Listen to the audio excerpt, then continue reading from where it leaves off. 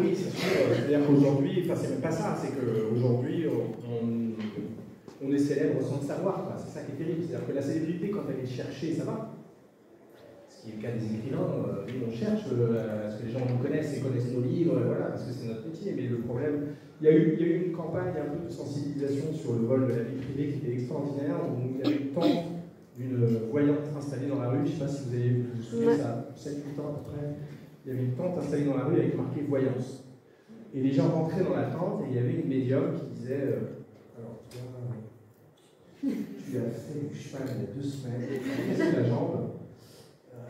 Il y a eu un anniversaire. Et en fait, elle sortait des trucs tellement criants de vérité sur le quotidien des gens que les gens en flippaient, quoi. Et tout à coup, il y avait un rideau qui tombait, et on voyait qu'elle avait une dizaine d'assistants derrière eux qui étaient sur Facebook, sur Instagram, sur Twitter, et qui tapaient juste le nom du mec qui avait sa vie en entier. Et les gens, c'était vachement efficace, parce que les gens qui sortaient de ça se disaient, ah ouais, en fait, la vie, elle est sur le fait. Donc c'est sûr que, oui, la vraie liberté, c'est la vie-là, et que, heureusement, on est dans un pays dans lequel il est possible, hein, on peut réclamer le droit à l'oubli numérique en France. Alors, c'est pas notre cas, tout le monde est d'accord à la faire. Vous vous rappelez de l'IEDAL? Tape sur Google. Non, il est pas. Mais c'est vrai que c'est la problématique. Moi, c'est ce que je dis dans le bouquin. On a la grande arnaque du siècle, ça a été le gratuit. C'est-à-dire le jour où on nous a fait croire qu'il y avait de la presse gratuite, qui s'appelait 20 minutes ou métro. Le jour où on nous a fait croire qu'on allait avoir des comptes mail gratuits, le jour où on nous a fait croire que Internet allait être gratuit, ce qui est quand même extraordinaire, il y a une boîte qui s'appelle Free, c'est payant. Les gens n'ont pas bien le jour où on nous a fait croire à toute cette gratuité, alors que évidemment que la gratuité elle ne peut pas durer plus de 3 mois, quoi. Il y a un moment où il faut payer les employés, il faut payer les salariés, donc avec quoi on les paye? Ce que les gens ne savent pas aujourd'hui, c'est que quand vous êtes inscrit sur Facebook, vous rapportez 1000 $ par an en publicité à Facebook. Par an, le fait d'avoir un compte Facebook, ça rapporte 1000 $ par an. Ces 1000 $ là, le jour où vous allez pouvoir récupérer votre liberté, il va falloir les payer. Et le problème qu'on a, c'est qu'on s'est vendu à des gens et que nous n'avons plus les moyens de nous racheter. On ne peut plus les battre, ces mecs-là. On ne peut plus faire payer ses impôts à Amazon en France, on n'y arrive pas. On a beau envoyer des milliers d'avocats, on a beau envoyer Macron, qui est quand même super balèze. Ils n'arrivent pas à leur faire payer leurs impôts en France. Et personne n'y arrive pas, c'est trop tard, on leur a filé les clés, quoi. Et voilà, donc oui, la vraie liberté, c'est l'anonymat. C'est-à-dire que le jour où on aura compris que moi, je préfère payer pour un service. Moi, je suis abonné à un journal. Je ne veux pas un journal gratuit. Je veux payer mon journal. Je veux savoir que je donne de l'argent à un journaliste pour qu'il fasse son travail. Parce que si c'est gratuit, vous connaissez la phrase, si c'est gratuit, c'est toi le produit. Ça veut dire quoi? Ça veut dire qu'en fait, on vend les minutes du cerveau lucide à des annonceurs. Et ça, c'est la fin du tout. Parce que du coup, on ne produit plus rien que les titres. On ne peut pas me plaindre auprès d'un service gratuit. Si t'arrive quelque chose de pas bien sur Facebook, tu ne peux pas te plaindre, tu ne payes même pas, c'est gratos, tu ne vas quand même pas te plaindre. Alors quand tu payes, tu peux te plaindre. Quand tu as un journal qui fait mal son travail, qui ne respecte pas l'éthique journalistique, tu peux te plaindre, tu peux dire je suis désolé, j'ai acheté votre journal, mais là, le journaliste, il n'a pas été éthique, il n'a pas contrôlé son information, etc. Donc le gratuit a été un énorme piège et a mis tous nos noms, les noms de nos enfants, les photos de nos enfants sur la toile, et il est grand temps qu'on reprenne le pouvoir, quoi. Mais le problème, c'est quand je vous disais tout à l'heure la phrase de Coluche, ce qui est terrible aujourd'hui, c'est qu'il reste très peu de gens qui ne sont pas d'accord avec l'idée que quand même les réseaux sociaux, ça craint. À peu près tout le monde est d'accord pour le dire. Tout le monde est d'accord pour dire ouais, ça craint les réseaux sociaux, ça manipule l'opinion, il y a plein de fake news, mais tout le monde y reste. Mais barrez-vous, fermez vos comptes, et voilà, c'est tout, c'est ce que disait Coluche. Il suffirait que les gens n'achètent plus pour que ça ne se vende pas. Et la grande force de tous ces trucs qui nous bouffent notre anonymat, c'est que ils sont addictifs, quoi, et que voilà, le like c'est addictif, on a envie de, quand on publie un truc, on a envie qu'il y ait plein de likes, et le mec qui a plus de likes, c'est terrible. Et on se fait super avoir. Surtout qu'il s'agit J'ai l'air d'être super vénère, ça m'est on dit exalté. Surtout qu'il suffit surtout de poser des sujets négatifs, effectivement, et c'est encore plus rentable. Bien sûr. L'objectif numéro 1 des réseaux sociaux, c'est de faire en sorte que les gens s'énervent, parce que c'est le meilleur moyen de rester sur et comme dans la meute, utilise très efficacement la caisse de résonance en créant des éléments de pièces. Je sais très bien que ça va être une grenade déguisée qui va exploser beaucoup plus fort que le petit événement de là. Oui, et puis ce qui est compliqué aussi au-delà de cette histoire d'anonymat, je pense aujourd'hui, avec les réseaux sociaux, c'est. J'en parle un petit peu dans mon cas, je parlais de l'entre-soi, d'enfermement, et en fait le réseau social, on a l'impression que c'est une caisse de résonance, que c'est en effet une ode de la liberté et rencontrer plein de gens, mais en fait c'est quelque chose par l'algorithme qui vous rapproche vers les gens qui ont les mêmes idéaux, la même pensée que lui. Et donc il n'y a aucune confrontation, on est vraiment dans quelque chose où plus vous cliquez sur des trucs, plus les gens que vous allez voir arriver sur votre réseau seront des gens qui ont les mêmes idées. Du coup, on est enfermé, c'est ce qui a créé QAnon aux États-Unis, c'est ce qui a créé en fait même la montée, je pense, de l'ultra-droite et de ces jeunes qui se retrouvent en fait avec des idées qui ont, tu vois, le complotisme, ce qui est fou, c'est que c'est hyper disparate, c'est hyper différent. Il y a les platistes, il y a les reptiliens, les illuminatis, et ils sont tous retrouvés par rapport au fait que les réseaux sociaux, globalement Facebook, les ont mis ensemble. Les ont mis tous parce qu'ils ont tous cliqué sur le même truc. Et donc, c'est un algorithme, il faut penser que c'est une machine qui est derrière, et pas que quelques petits mains qui dit bon, bah, toi, si t'aimes ça, c'est que, a priori, je peux te mettre avec lui qui a l'air de partager les mêmes idéaux. Et du coup, ça crée quelque part un nez, je sais pas, une pensée totalement étriquée, où finalement, à un moment, vous aurez une personne qui sera en désaccord avec vous. Vous allez sur vos réseaux, tout le monde sera dire ouais, t'as raison, c'est vrai que quand même, c'est bizarre ce qui se passe avec les reptiliens, les gens à la télé, ils sont. Non, mais et même je le vois avec l'utilisation aussi des IA qui se développent. Aujourd'hui, tout le monde se met à poster des trucs. Là, l'autre fois, j'ai vu des mecs qui postaient une vidéo de comment étaient faites les pyramides, tu vois, avec genre des géants en noir et blanc. Et en fait, ce qui est fou, et c'est là où je rejoins Henri qu'il faut payer les journalistes, pour moi, au moment où les journalistes seront la dernière frontière. Les mecs et les filles qui vont aller faire du fact-checking, vérifier la source d'information, vérifier si ça vient d'une IA. Aujourd'hui, n'importe qui, on peut doubler Henri qui parle en turc et qui dit des horreurs avec sa propre voix. J'ai la vie. Moi et toi, tu vois. Non, mais je pense que voilà, la vigilance aussi, c'est pouvoir un peu sortir la tête de tout ça. Moi, à ma toute petite échelle, et c'est compliqué pour nous, c'est notre position on a public entre guillemets, on doit être sur ces plateformes pour exister un peu, pour savoir ce qu'on fait, mais la frontière aussi, c'est savoir où s'arrêter, à quel moment on s'expose trop, pas assez, il y a pas mal de blogueurs, blogueuses par exemple, et à quel moment, voilà, moi je sais que là, je me limite à parler juste de mes événements et je raconte ma vie, je me filme pas ensuite. Voilà. Je vous écoute, moi c'est passionnant. Si je me permets, le jour où moi, parce que moi je ne tire pas sur l'influence, moi j'ai utilisé les réseaux sociaux de manière phénoménale et j'avais 30 000 abonnés sur Facebook, 12 000 sur Twitter, préparé sur Instagram, et donc j'ai utilisé les réseaux sociaux, il n'y a plus personne ne les utilise. Le jour où j'ai pris la décision d'arrêter, première chose, d'abord ça a été anxiogène de ouf.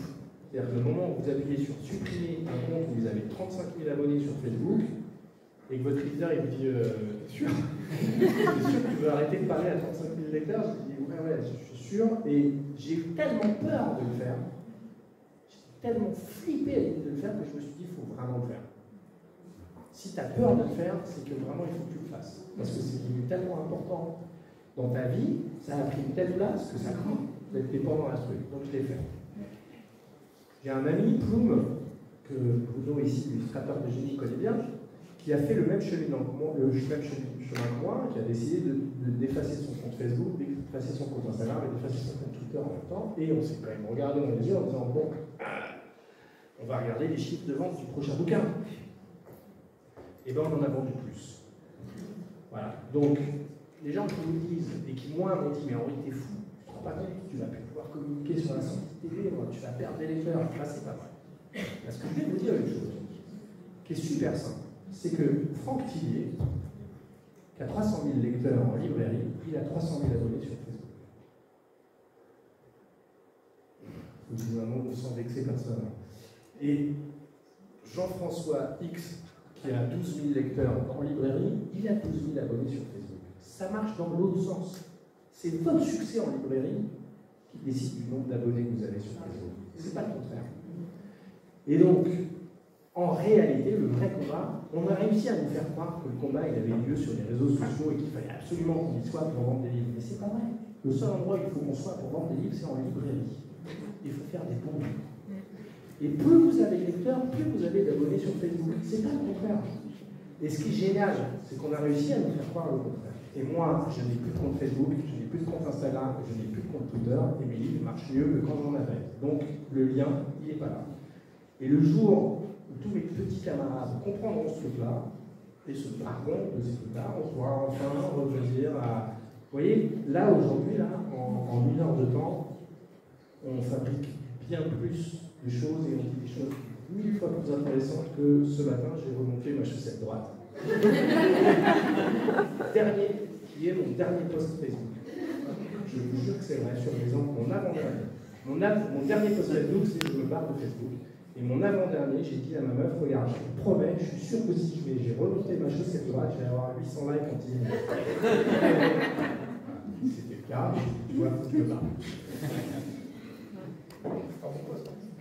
Mais tu l'as liké. Je te souviens que tu l'as liké. J'ai trouvé en toi, je partageais. C'est assez profond.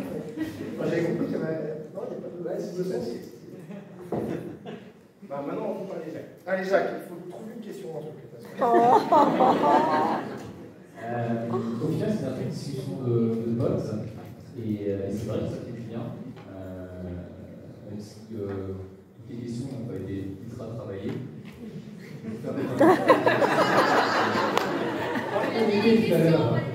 Ah, les questions. Les réponses, c'est autre chose. Ah, non, c'est vachement Les réponses non plus. Thomas, c'est plus agréable comme ça. Et de toute façon, on va continuer de discuter des IA après parce qu'on a 3 spécialistes qui ont carrément travaillé dans. Est-ce que moi je peux poser des questions à Jacques?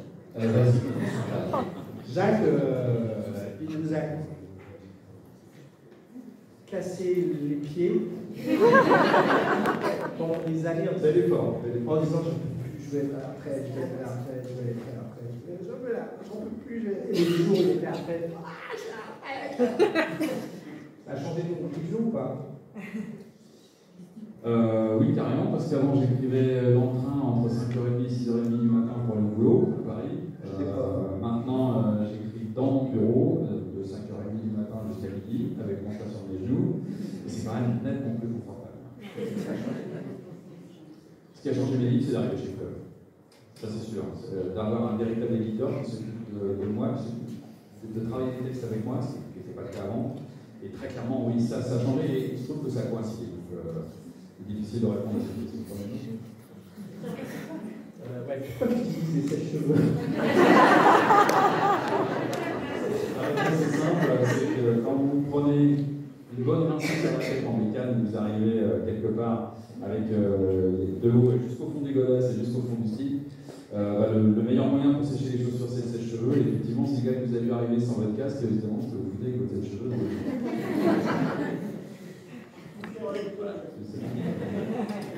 surtout Nicolas. Pensez donc toi, Thomas. Très générique, puisque nous avons le livre qui vient de gagner tout récemment.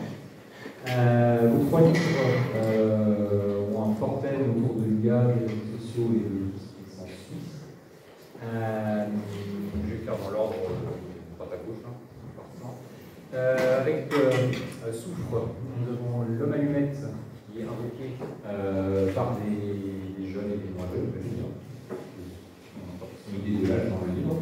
Au travers des réseaux sociaux et qui va apparaître un tueur sanguinaire.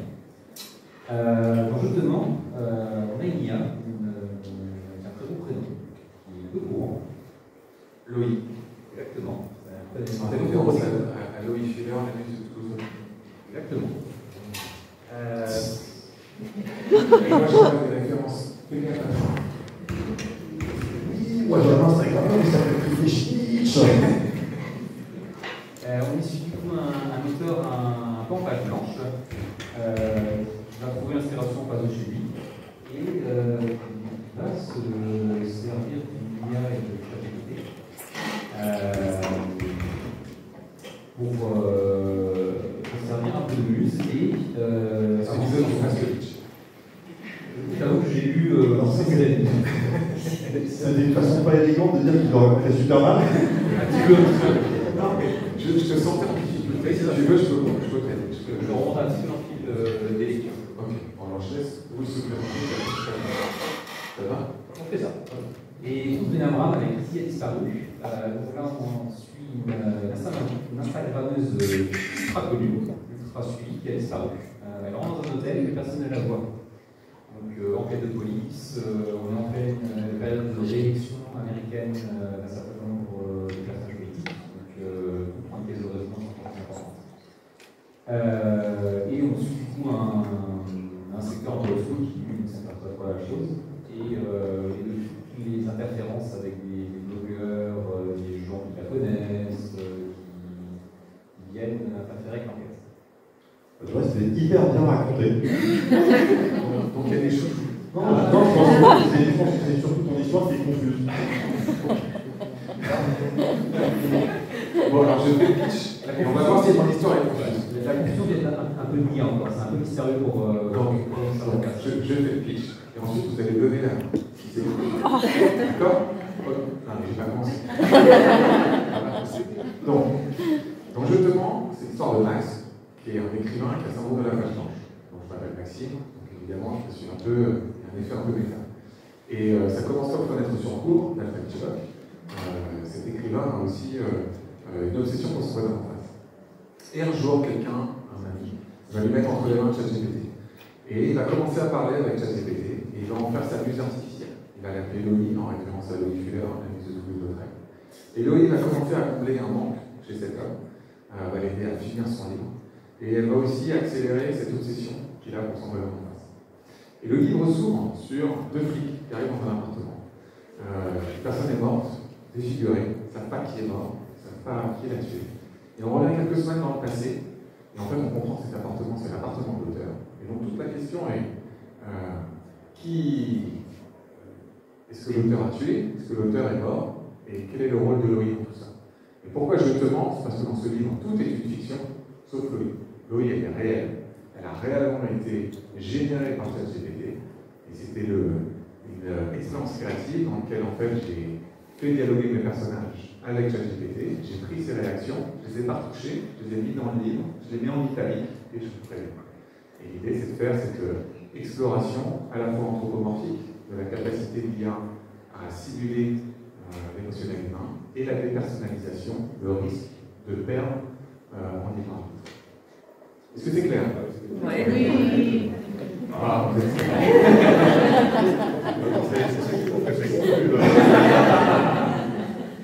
Avec un expert, c'est plus simple. C'est vrai que les IA en parler en plus, c'est que certains auteurs doivent probablement tricher avec des logiciels aujourd'hui. Je pense à cette autrice japonaise notamment qui a gagné un prix très connu qui a fait que les deux tiers du contrat étaient. Alors en réalité, elle n'a pas vraiment triché. Ce qu'elle a expliqué, c'est qu'en fait, elle travaillait, donc elle a eu l'équivalent du concours au Japon. Et c'est une jeune autrice qui a une trentaine d'années, et qui a expliqué quand elle a reçu le prix qu'elle a utilisé Chat, notamment pour s'aider à retravailler certaines parties, et que Chat représentait quelques pourcentages de l'écriture du livre dans lequel elle l'avait gardé. Derrière, ça a fait comment dire, je sais pas bien, un shitstorm, quoi. Je ne sais pas le terme en français, mais Tempête de merde.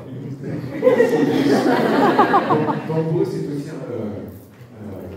traducteur. Je l'interprète. En français, shitstorm, tempête de merde. Donc on le rappellera quand on aura besoin. Et donc, c'est intéressant de voir comment, en fait, dans son processus créatif, elle a quand même été assez assez claire, mais assez honnête. Et finalement, il y a quand même cette réaction assez épidermique face à la technologie. Ça reste son livre. Et après, je vais lâcher le micro, mais l'IA n'est que réactive. Elle ne fait que réagir aux impulsions d'autrice. Et donc, ce que génère l'IA n'est qu'une réaction de ce que l'autrice, de sa créativité, de là où elle veut aller. Donc, ça reste, in fine, sa création. On parlait de certains ouvrages qui sont volontairement écrits dans une période un peu antérieure, les 80-90, où la technologie n'était pas encore très importante. Là, au contraire, on a 3 ouvrages qui sont vraiment dans nos années et où les réseaux sociaux ont leur place et sont même des éléments d'intrigue et d'enquête. Comment est-ce que vous travaillez ces aspects? Moi, pour la première fois, d'habitude, j'aime bien faire des histoires toujours dans des lieux isolés, souvent des réseaux, où les personnages sont retrouvés enfermés pour justement éviter tout ce qui peut être notamment à travers les procédures judiciaires et policières pour retrouver les suspects. Donc, là, ça peut tout ça. Là, pour le coup, j'ai voulu faire quelque chose de connecté. Et pour les zones d'histoire, c'est vraiment ce que je voulais faire. L'idée, c'était comment une rumeur qui germe sur Internet, sur les réseaux sociaux, quelle ampleur elle peut avoir, de quelle manière, à quelle vitesse elle peut se diffuser sur tous les canaux, et ensuite, c'est là que c'est intéressant, quelles sont les conséquences sur la population, quelles que soient les tranches d'âge, et retourner pour avoir à diffuser les gens de famille comme ça. Bon, souhaitez bien passer pour le savoir, parce que c'est ton métier, sur les réseaux et sur YouTube. Quel regard critique tu as sur aujourd'hui peut-être l'omniprésence, même l'obsession de certains pour les réseaux Le truc, en fait, c'est que, comme beaucoup de choses technologiques, ça arrive très très vite. Et ça fait partie des outils que les gens se sont appropriés sans avoir la moindre idée de comment ça fonctionne. Et c'est qu'au début, il y avait Facebook, c'était chouette, on partageait les photos de nos enfants à Cathy qui vit dans un autre pays, comme ça vous les voyez, c'était chouette. Et ensuite, ça s'est accéléré et très clairement, le Covid a énormément accéléré les choses. Plus le développement effectivement maintenant des IA génératives et depuis les réseaux neuronaux qui font que les algorithmes de ces outils ont évolué de telle façon que non seulement les gens qui les fabriquent ne savent plus comment ça fonctionne. Si vous discutez avec des ingénieurs de chez Google ou de chez Facebook ou de chez Twitter, ils ne savent pas comment ça marche. Ils disent, je vais prendre un exemple vidéo, mais ils disent par exemple, nous on demande à l'algorithme de faire en sorte qu'il y ait 3%, que les gens passent 3% de temps plus sur les réseaux par an. Et l'outil fait ce qu'il a à faire. Et ça marche. Et les conséquences peuvent être dramatiques parce qu'on constate, ça je le vois sur YouTube, je le vois également sur Twitter, c'est que les gens qui utilisent Twitter depuis des années, ils ont pu voir vraiment un avant et un après. Alors on l'a ciblé au fait que Elon Musk a racheté Twitter, c'est pas tout à fait exact. Elon Musk n'a pas aidé, mais c'est vraiment juste au niveau temporel ce qui s'est passé, c'est vraiment les algorithmes ont complètement changé. Et maintenant, voilà, on dit sur Twitter, ce qu'il faut c'est que les gens soient plus engagés, qu'ils répondent plus. Donc ce que fait l'algorithme de Twitter, c'est qu'ils vont mettre plus en avant des choses qui vont vous hérisser les poils. Ils ne vont pas nécessairement vous montrer les gens auxquels vous êtes abonnés, ils vont vous montrer de moins en moins les gens auxquels vous êtes abonnés, mais ils vont vous montrer des choses qui vont vous faire réagir. YouTube c'est pareil, YouTube maintenant ils font un truc qui est fabuleux, c'est-à-dire qu'ils vous désabonnent de chaînes dont l'algorithme estime que non, en fait ça ne vous engage pas. Et c'est un truc qu'on aura sans doute l'occasion d'en parler, mais le problème majeur pour moi qui existe avec les IA, outre le fait qu'il faut qu'on arrête d'appeler ça des IA parce que c'est pas l'intelligence, c'est que ce sont des outils qui sont purement qui travaillent que sur la corrélation. C'est exactement comme si l'outil par exemple constate que les gens qui s'appellent Loïc restent plus longtemps sur YouTube s'ils se connectent à 18h, et ben, ils vont faire en sorte que les logiques, on leur propose rien avant 18 heures. Alors qu'il n'y a aucun lien de cause à effet, mais c'est juste que statistiquement ça marche. Donc ils vont pousser. Le problème, c'est que s'ils poussent dans ce sens-là, la conséquence va être que les logiques vont vraiment se connecter plutôt à 18 heures et avoir du contenu, et donc l'algorithme va considérer que son idée était bonne, et que donc ça marche. Et pour moi, c'est foncer dans un mur. Mais maintenant, c'est pas la faute des IA, c'est toujours, d'une manière générale, un outil informatique, quand il ne fonctionne pas bien, le problème ne vient pas de l'outil informatique. Le problème, ce qu'on dit, c'est qu'il est entre la chaise et le clavier. C'est ça qu'on dit en général. Et après, je ne veux pas monopoliser la parole, mais il y a plein d'exemples où, si vous posez mal une question à l'IA générative, elle va vous répondre correctement des choses, mais qui ne correspondent pas du tout à ce que vous attendiez, mais c'est parce que vous ne savez pas poser la question. Je pense que ça vaut le coup, je vais essayer en quelques minutes d'expliquer comment fonctionne l'IA générative. Je pense que ça vaut le coup juste qu'on puisse avoir des grandes idées. Alors, c'est très vulgarisé, mais c'est pour avoir les grandes idées. Il y a 3 grandes étapes pour construire une IA générative. Il y a l'étape d'acquisition, l'étape d'alignement et l'étape d'évaluation. L'étape d'acquisition, c'est grosso modo comment on construit son corpus, c'est-à-dire toutes les informations qu'elle possède. On va construire une sorte d'immense lac rempli de mots. Ces mots, ils proviennent de 3 sources, des livres, Internet et des réseaux sociaux. Les livres, c'est la meilleure source d'information, mais elle est limitée. Elle est limitée à la fois en nombre, elle est limitée à l'endroit. Et l'Internet est une source assez pauvre en qualité, mais pratiquement infinie. Et les réseaux sociaux ne servent pas à nourrir le corpus, ils servent à montrer à la machine comment s'exprimer de manière humaine. Et donc vous imaginez l'entièreté des livres disponibles, l'entièreté de l'Internet jusqu'à une date donnée, imaginons le 31 décembre 2023, et vous imaginez qu'on décompose tous les mots à l'intérieur de ces livres et de cet Internet, ces milliards et ces milliards et ces milliards de mots. On va les décomposer en mots, puis ensuite de 4 caractères, on va appeler tokens. Et on va mettre tout ça dans une sorte de grand lac de données, et ensuite ce qu'on va faire, c'est des bases statistiques. On va prendre chaque token et la machine va calculer en fait une base de tous les autres mots et tous les autres tokens qu'il y a autour dans toutes les sources d'informations qu'elle va avoir. Ça n'est que des mathématiques. Ensuite, il va y avoir la phase d'alignement. La phase d'alignement, c'est quoi? C'est je pose une question, je donne une réponse. Quel temps il fait? Naturellement, comme on est humain, quand je vous dis quel temps il fait, vous comprenez que je parle du temps météorologique ici, aujourd'hui, à Mulhouse. Mais la machine, elle ne comprend pas ça. Il y a besoin de lui donner la question, puis après de lui donner la réponse. Quel temps il fait? Là, aujourd'hui, à Mulhouse, il fait 15 degrés. Et on va dire comme ça, on va faire des milliers de questions. La troisième étape, l'évaluation, c'est ce qui a fait tout le changement de OpenAI. C'est les premiers à rajouter cette phase-là, parce que l'intelligence artificielle, ça existe depuis des dizaines et des dizaines d'années. Il y a eu des développements très importants sur la dernière décennie. Et ce qui a changé au OpenAI, c'est la phase d'évaluation. La phase d'évaluation, c'est elle a donné des textes générés par des intelligences artificielles génératives à plein de gens. Alors dans les médias, ça s'est transformé en des gens en Afrique. Et on a donné des textes où on a demandé aux personnes de dire qu'est-ce que j'aime pas dans ces réponses. Alors à ce moment-là, quand je réponds ça en conférence, je vais venir répéter cette phrase. C'est très important. Ce que j'aime, ce que je n'aime pas. Parce que ça s'est transformé dans les médias en qu'est-ce qui est vrai et qu'est-ce qui est faux. Quand un média vous dit il y a des petites personnes en Afrique qui définissent quand l'intelligence artificielle ce qui est vrai et ce qui est faux, c'est faux. Ça ne marche pas comme ça. C'est de la connerie, c'est fait pour cliver le débat, pour faire du clic, faire de la vue, c'est pas du tout comme ça que ça fonctionne.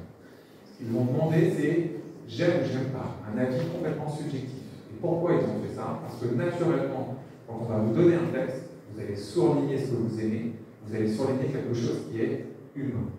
Quand je vous parle là, je suis non efficace. C'est-à-dire qu'en fait, ce que je vous raconte en 5 minutes, Bruce, qui est plus intelligent que moi, il va le faire en 3 minutes. C'est vrai. Il va le faire en 3 minutes. Parce qu'il va faire moins de paraphrase, de revenir en arrière, etc. Et ce qui fait que vous m'écoutez, c'est parce qu'il y a un peu de chair, il y a un peu d'émotion, etc. Et dans cette phase d'émotion,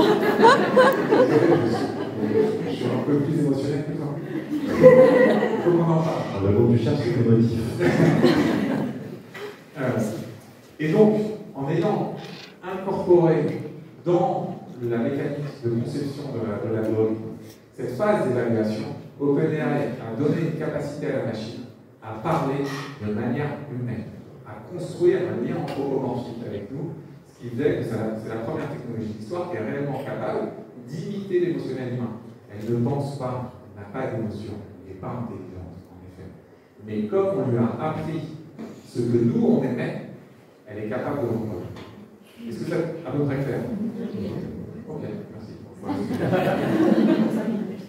Est-ce que je peux juste compléter un truc?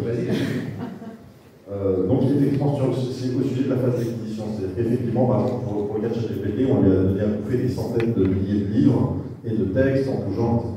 Ce qu'il faut savoir, c'est que depuis l'explosion de ChatGPT, il y a quoi, il y a 2 ans, 3 ans à peu près? Octobre 2022. Voilà, ça fait à peu près 2 ans. Enfin, ça fait 2 ans. Depuis 2 ans, ChatGPT, dans le monde, a généré plus de textes que l'humanité dans toute son histoire. Et le problème, c'est que la phase d'acquisition continue. Ce qui veut dire qu'à moyen terme, les IA génératives vont acquérir du texte qui a été généré par elles-mêmes. Ce qui va pousser, à un moment donné, à restreindre sa capacité à générer quelque chose de nouveau et à donc pousser vers une uniformisation. Ça, en tout cas, c'est un des risques. C'est juste. Ça n'a pas l'air très joyeux. On est réfléchi. C'est pour ça qu'on écrit là-dessus. Alors après, on va être clair, moi je suis totalement biaisé, j'ai une vision très négative des IA. Moi j'ai une vision plutôt positive. Oui, mais voilà. Donc, on va parler un peu des réseaux sociaux pour inclure Nicolas dans la discussion. c'est un peu. Mais tu apprends des choses intéressantes. Le champ d'écran, c'est très clair. Toi, tu es là où tu sens. Tu es pour répondre. C'est vrai qu'en Suisse, tu as inclus les réseaux sociaux comme gaz de résonance. Comment ça s'est construit par rapport à l'enquête des policiers qui sont, certains sont très éthiques sur le fait que les meurtriers apparaissent nulle part derrière la sécurité intellectuelle, alors que d'autres échappent tout de suite à un tas d'hypothèses absurdes et d'autres. Ensuite, d'avancer cette idée. Parce que les gens ne sont pas partis des réseaux sociaux, ils arrivent après, je suis parti de YouTube. Parce que quand je me suis intéressé à ces légendes urbaines qui foisonnaient sur Internet, j'ai appris plein de termes, qui passent ça, justement. Et j'ai regardé beaucoup de youtubeuses, essentiellement des filles qui racontaient des histoires qui font peur, comme ça, sur des chaînes YouTube. Et je me suis dit que c'est un bon moyen pour présenter mon histoire et présenter cette légende urbaine à travers du coup les vidéos de ce personnage qui s'appelle Laurent. Donc je suis parti devant YouTube. Ensuite, les réseaux sociaux arrivent dans un second temps, même si elle relaie évidemment cette vidéo sur ses bons profils. Mais disons que les réseaux sociaux vont être l'outil de l'homme humain, de cette légende urbaine, pour diffuser vraiment ce qui fait au plus grand nombre et pour ensuite encore en détail que les gens reproduisent à leur tour ce rituel et que finalement ça, comme un cancer, des cellules infectieuses vont se disséminer absolument partout et ça finit par régler tout le pays. C'est bien. Voilà. Vous disiez tout à l'heure que tout se passe à une époque électorale, à un temps électoral aux États-Unis, qui est très différent de chez nous. On est là-bas un assez conséquent de personnes en face, et que c'est pas trop de chance pour le suspect idéal dans l'affaire parce qu'il a la forte chance d'être plus condamné. Ouais, en fait, ce qui se passe aux États-Unis, quasiment tous les postes publics sont des postes où les gens sont élus. C'est une idée un peu radicale de la démocratie qu'ils ont. C'est contre-intuitif, mais c'est comme ça que ça fonctionne aux États-Unis, c'est-à-dire que les juges, les procureurs, pas tous, mais sont élus. Et donc là, effectivement, il y a le procureur qui est en pleine période de réélection et comme un procureur ou un juge est en période électorale, il a besoin de montrer qu'il n'est pas ce qu'on appelle soft on crime. C'est-à-dire qu'il n'est pas timide au sujet de la justice et qu'il est capable de condamner fermement quand il se passe quelque chose. Et donc là, avec cette disparition, il met la pression sur la police pour dire arrêtez quelqu'un qui se soit, je m'en fous. et on va l'arrêter pour que je puisse le condamner rapidement pour garantir ma réélection. Voilà. Et donc il y a effectivement l'agent d'Easy qui est le suspect idéal, puisque c'est lui qui gère son planning, son argent, ses contrats, ses affaires, il est au courant d'absolument tout, c'est le suspect idéal. Et donc effectivement, il va avoir une pression politique pour le faire arrêter très vite. Et ça existe du coup dans la réalité, au moment des temps électoraux, vous avez tué votre femme à ce moment-là, c'est pas le moment. Vous voulez attendre après l'élection. Ah, je suis pas sûr que ça se passe bien non plus après. Oui. Alors, ça se fait, non mais, ça fait, à un moment donné, pour être clair, ça fait qu'aux États-Unis, vous avez, alors je sais plus, j'ai plus les chiffres en tête, je crois que vous avez 7 fois plus de chances d'être condamné si c'est en période électorale, vous avez 9 fois plus de chances d'être condamné si vous êtes noir, vous avez 20 fois plus de chances d'être condamné si vous n'êtes pas millionnaire, etc. C'est la justice. C'est qu'aux États-Unis, la défense, c'est vous qui la payez. C'est que la police n'est pas là pour vérifier que c'est pas vous. S'ils trouvent que c'est quelqu'un d'autre, ils iront vers quelqu'un d'autre, mais ils ne sont pas là pour vous innocenter. Alors qu'en France, on instruit la charge et la décharge. Mais aux États-Unis, quand vous êtes accusé de meurtre, eh ben, vous allez voir un avocat qui va vous dire bonjour, c'est $100 000 pour que je finisse ma phrase. Et ensuite, il va prendre un détective privé qui lui va faire son enquête pour vous innocenter. Et à un moment donné, il y a besoin d'un expert balistique pour montrer que vous n'avez pas pu tirer je ne sais pas quoi, vous allez payer votre expert balistique. Donc c'est voilà, le système judiciaire aux États-Unis est très particulier.